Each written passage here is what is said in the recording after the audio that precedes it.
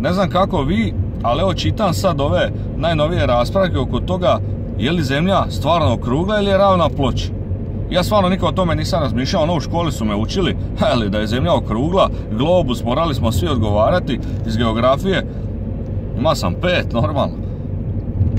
I sada, kad čitam te argumente pobornika teorije da je zemlja ravna ploča, ja se stvarno sad pitam, što se na to uopće odgovara iz geografije? Pa zemlja je stvarno ravna ploča, pa svi dokazi su na njihovoj strani i to nešto s na njihovoj strani, nego su neoborivi. Ja nikad o tome nisam razmišljao, ali sad kako izlaze knjige o tome, pa to je živa istina, ljudi moji. Nemojte vjerovati da je zemlja okrugla više. Evo, navest ću vam samo par dokaza, dosta je samo jedan. Ne treba ništa više. Znači da je zemlja okrugla, kao što oni kažu globus. I neke su zemlje gori, neke su normalno doli.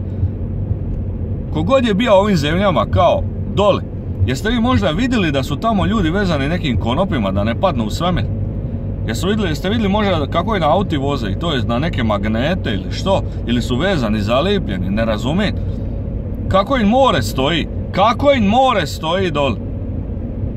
Haj ti okreni, teču vode naopako, pa vidi će ta voda završiti. Ljudi, zemlja nije okrugla, da je okrugla izvilo bi se more, pali bi brodovi, ljudi, to bi sve palo doli u svemir. To je prvi neoborivi dokaz, znači nema ništa izvan toga. Ako je zemlja ravna ploča i normalno sa strane ne može iscuriti, tamo su ili neke visoravni ili se malo zašalovalo i malo zida napravilo, betoniralo. I normalno ne može more priko. Čovjek dođe do kraja, vidi dole i vrati se. To je to. Zemlja okrugla. Hajde ti recimo hodaj po nečem okruglom. Aj uzmi loptu, nema veze, jel to mala loptica, velika, srednja. Aj hodaj po toj lopti da te ja vidim. Pa razbija bi nos. Svi bi bili razbijeni noseva. A ovako, ja kad izađem iz kuće, ja normalno hodam. Ne treba nikakav neki balans držati. To, mislim, ili, ajde, kad zemlja okrugla, teorija je tih koji to zagovaraju, imaš loptu, jel? I kreneš s ove pozicije, ideš okolo i kad treba bi opet doći na istu poziciju. I to je njihova teorija. Kao uvijek dođeš na istu poziciju. Laž, ja sam prova baš po toj teoriji krenija na noge od Pakoštana idem u pravcu Zadar, računam opet ću doći, što više hodam, sve sam bliže Pakoštanima. Došao sam do Bibinja. I umorija se, nisam više moga. Što god više hodam, bija sam dalje od Pakoštana. Ja sam zva prijatelja da dođe po mene autom. Još se zvika na mene da koje pizdarije radim. Normalno, čovjek je upućen, on zna da je zemlja ravna. Ja glupan, vjerujem da je okrugla. Nemojte. Okrugla je, jel?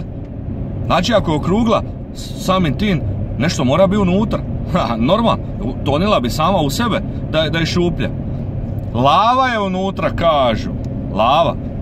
Pa da je lava unutra, imali bi podno grijanje. Aj ti sad zimi prođi po Kalelargi bos, po onim pločama. Ledeno, čoviće.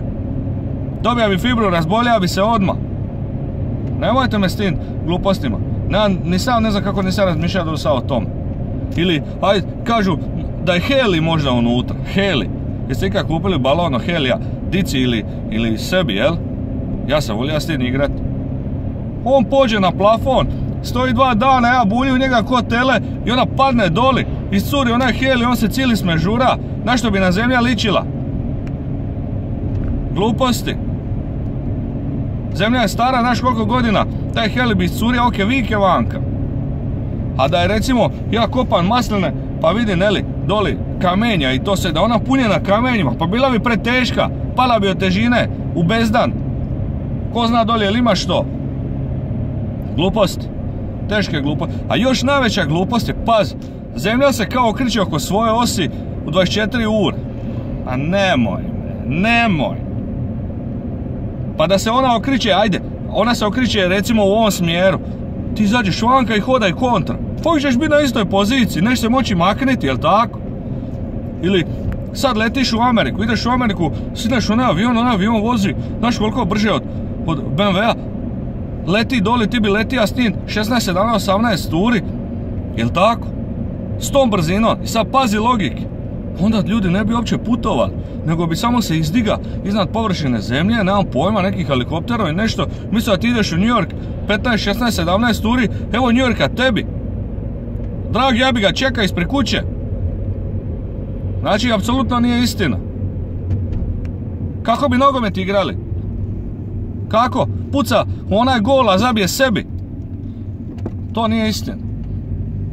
Kako bi ovaj u Saboru daje opomenu, predsjednik Sabora daje opomenu SDP-u, zemlja se okrene, završi opomena HDZ-u. Ljudi, nemojte u to vjerovati. Evo, ja vas stvarno molim, nemojte u to vjerovati. I ove, sve te gluposti, te teorije zavjere, kao bija čovjek na mjesecu i to. Ko je mjesecu? Kaj je bija? Ko je bija? Taj Armstrong, on je bija. Di su dokazi? Da vidim, aj čime je došao gore? Reci mi, čime je došao gore? Jel došao vlakom, autobusom? Jel došao avionom? Naravno da nije. Raketom je došao. Pa ima ovaj Trump, ima gori Putin i ovaj mali Koreanac imaju rakete. Ste vidjeli kao te rakete izgledaju? One vam idu samo u jednom pravcu. I tamo gdje dođe, bum. I on sidija kao na raketi, iša je gori, jel? Kako se vrati ako iša gori? Kako se vrati, a kažem? Što je? Tamo čeka na mjesecu da prođe Liburnin bus Jupiter-Mars, pa ga pokupio usput, ili je uštopa nekoga? Ili što, da nije skočija bungee jumping s mjeseca?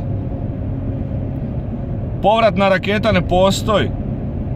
Povratna raketa ne postoji, to je glupost.